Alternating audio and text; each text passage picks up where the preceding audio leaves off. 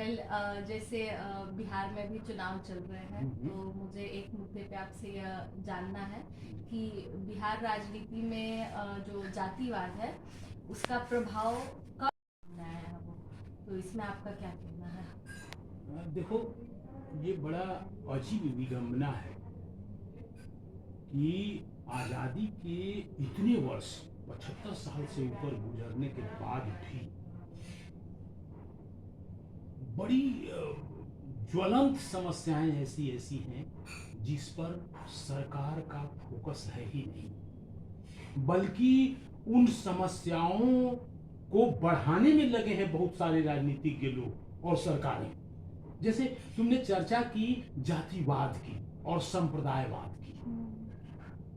एक तरफ हमारी व्यवस्था बात करती है कि जातिवाद का समापन होना चाहिए, संप्रदायवाद का खात्मा होना चाहिए, लेकिन दूसरी तरफ ये राजनीति वाले और ये सत्तासीन सरकारें जातिवाद को बढ़ावा दे रही हैं। आपने इस चुनाव में देखा कि जीतने के लिए जाति विशेष के क्षेत्रों में उसी जाति के लोगों को खड़ा किया जा रहा है और उनकी योग्यता का कोई मायने ही नहीं है, कोई योग्यता नहीं।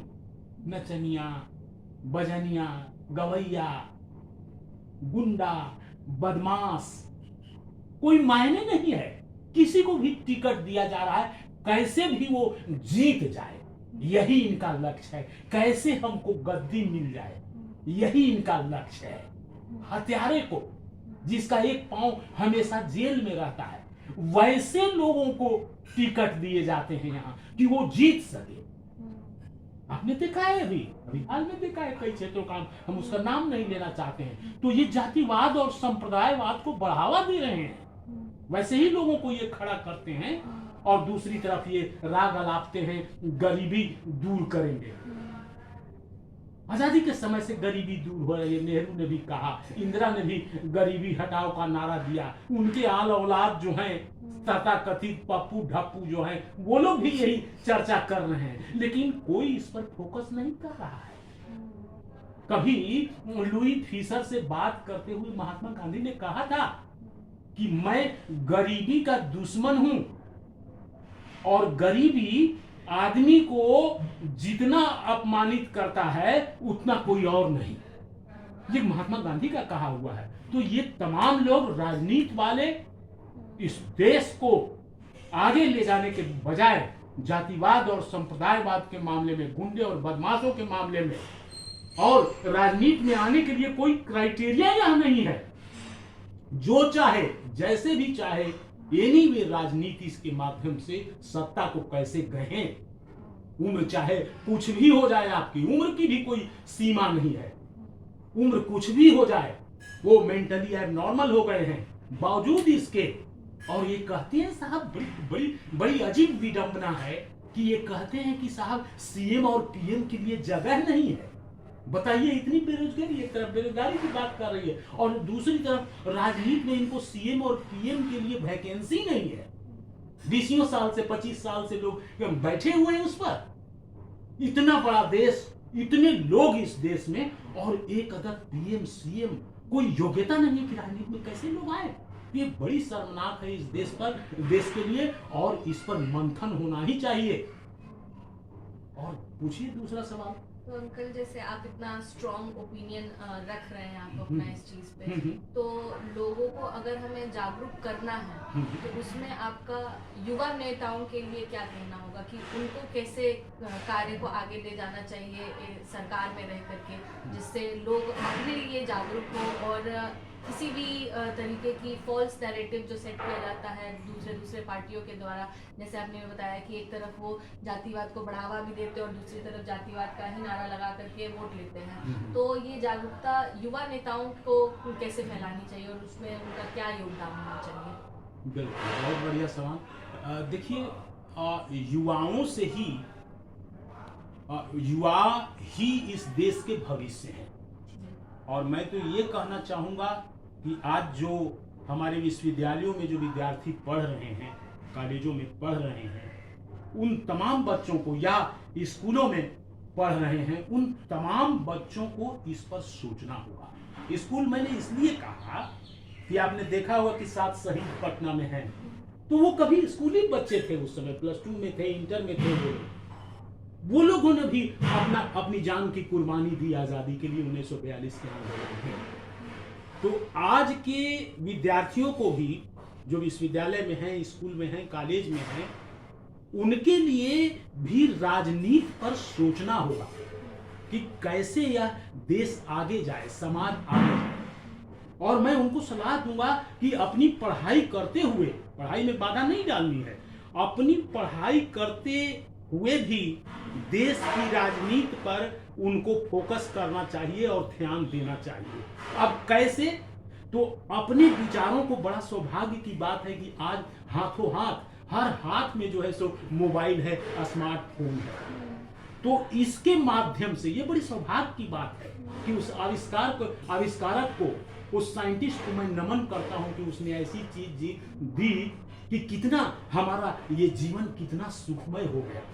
और हम अपना सही विचार भी सामने नहीं ला पाते हैं। नए नए एक से एक आविष्कार हो रहे हैं और हम नए विचार भी, हमारे विद्यार्थी, हमारे देश के लोग नहीं ला पाते हैं। तथाकथित जो विकसित राष्ट्र हैं वहां इसका बहुत मान है। तो हम अपने युवा विद्यार्थियों से, विश्वविद्यालयों में पढ़ने वाले बच्चों से मैं कहना चाहूंगा कि इसके माध्यम से, मोबाइल के माध्यम से, ये हर हाथ में है, अपनी बात को आप पहुंचाएं और आप सक्रिय रहें और जाति, संप्रदाय, अन्य चीजों से ऊपर उठ करके इस देश को आगे ले जाने की बात करें। और वक्त मिले तो राजनीति में हिस्सा भी लें। राजनीति से बढ़िया कोई नौकरी है ही नहीं आज की तिथि में जी। और राजनीति में आए तो सेवा के लिए, और सेवा कैसे होगी? मैं तो बहुत कुछ कहूंगा कि गांधी को अध्ययन करने की चीज है। गांधी को बढ़िया से अध्ययन कीजिएगा तो बहुत सारी बातें उभर करके सामने आएंगी। तो जैसे एक टॉपिक हमने डिस्कस किया जातिवाद जो था अभी। दूसरी चीज़ों पे अगर मैं बात करूँ अंकल, तो जो बेरोजगारी है एवं पलायन की जो समस्याएं हैं जो बिहार कई समय से फेस करता आ रहा है, तो जो पिछली सरकार चली, 5 साल चली, तो इन दो चीज़ों पे आपका क्या कहना है कि बेरोजगारी और पलायन को लेकर के या उनकी समस्याओं को लेकर के सरकार ने कितना प्रभावशाली काम किया और कितना और करने की ज़रूरत है जो भी आने वाला सरकार है? बहुत बढ़िया सवाल। और देखिए, बेरोजगारी की जहां तक बात है, रोजगार की बात जहां तक है, तो जैसा कि मैं पहले बता चुका हूं कि राजनीति में शुचिता का और ईमानदारी का अभाव है। आज की तिथि में अपने देश में संसाधनों और पैसों की कोई कमी नहीं है। सौभाग्य से यह देश दुनिया की सर्वाधिक आबादी वाले देशों में एक है। यहां सबसे ज्यादा आबादी है। और जैसा कि चीन ने अपनी आबादी को एक संसाधन के रूप में लिया, वैसे ही अपने देश की आबादी को एक संसाधन के रूप में लेने की जरूरत है। लेकिन इसके प्रति यहाँ की जो सरकारें हैं, राज्य सरकारें या केंद्र सरकार है, वो गंभीर नहीं है। अगर सरकार चाह ले तो घर घर में रोजगार पैदा किया जा सकता है। जैसे कि चीन में मैं सुना हूं, जानता हूं कि वहां लघु उद्योग, गृह उद्योग घर घर जो है सो समझिए कि नहीं, अनिवार्य रूप से होता है। और पढ़े लिखे लोग हुनर सीख कर करके, और यहाँ जैसे कि आपने देखा कि लोग समझते हैं कि सरकारी नौकरी और नौकरी ही रोजगार है। खास करके अपने बिहार में इस तरह की मानसिकता है। तो इस मानसिकता से हमारे नौजुवकों को उबारना होगा और प्रारंभ से ही उनकी पढ़ाई ऐसी हो कि जो उनके अंदर प्रतिभा है, जो वेगवती प्रतिभा है, खेल की प्रतिभा है तो उसको खिलाड़ी बनाया, संगीत की प्रतिभा है तो संगीत में वो जाए, रोजगार की प्रतिभा है तो रोजगार में जाए, खेती करने का मन है खेती करे, राजनीति करने का मन है राजनीति में आगे बढ़ाया जाए उसको। तो इस तरह से प्रारंभ से ही पढ़ाई और कमाई साथ साथ चलाने की जरूरत है। शिक्षा केवल किताबी शिक्षा नहीं, बल्कि स्कूली जीवन से मैं तो चाहूंगा कि बच्चों को बिल्कुल रोजगार परक शिक्षा, रोजगार के साथ पढ़ाई, पढ़ाई के साथ कमाई, ये शुरुआत हो, इस पर शोध हो, इस पर रिसर्च हो और हर हाथ को काम। मैं तो कहता हूं कि यह देश चाइना से आगे निकलेगा। जब हम आबादी में चाइना से आगे निकल गए हैं तो हम आर्थिक रूप से भी चाइना से आगे निकल सकते हैं और हमारा देश विकसित हो सकता है, इसमें दो राय नहीं। तो अंकल, जैसे आपने कहा कि हर हाथ को काम, ये आपने बोला, तो इसी से जो बात निकलती है वो है कि रोजगार प्रदान करने की। तो अभी चुनाव से जस्ट थोड़े टाइम पहले ही सरकार ने रोजगार संबंधित 10,000 रुपये महिलाओं को देने का स्कीम चलाया है, जो भी है। तो इस पे आप क्या कहना चाहेंगे कि क्या ये एक सेलेक्टिव डेवलपमेंट नहीं कहलाएगा कि जब आपको चुनाव की ज़रूरत आ रही है या आपको लोगों की ज़रूरत है तब आपने ये चुन करके ये स्कीम लाया? उससे पहले ये स्कीम कहाँ था, या फिर आपने और क्या किया जो कि रोजगार को बढ़ावा दे? तो इस पे आपका क्या कहना है कि क्या ये सेलेक्टिव डेवलपमेंट नहीं हुआ कि जब आपको ज़रूरत है तभी आपने ये चीज़ प्रदान करी लोगों को? बहुत बढ़िया सवाल, बहुत बढ़िया सवाल। देखिए, प्रारंभ से अंत तक जो यहाँ सरकारें बन रही हैं, राज्य सरकारें और केंद्र की सरकारें बनती हैं, उनका फोकस एकमात्र और एकमात्र रहता है कि कैसे हमारी गद्दी बची रहे, हम ही वर्षों वर्षों तक, बीसियों वर्षों तक कैसे हम सत्तासीन रहे। यही सोच है यहाँ के राजनेताओं की, और इसी तरह से डेवलप किया जा रहा है। जैसा कि मैंने कहा कि राजनीति में कैसे लोग आएंगे ये तय करना होगा। संविधान का हवाला दे करके, कोर्ट का हवाला दे करके बताइए, जेलों में रहने वाला आदमी जीत करके विधायक और मंत्री बन जा रहा है। तो ये जो 10,000 रुपए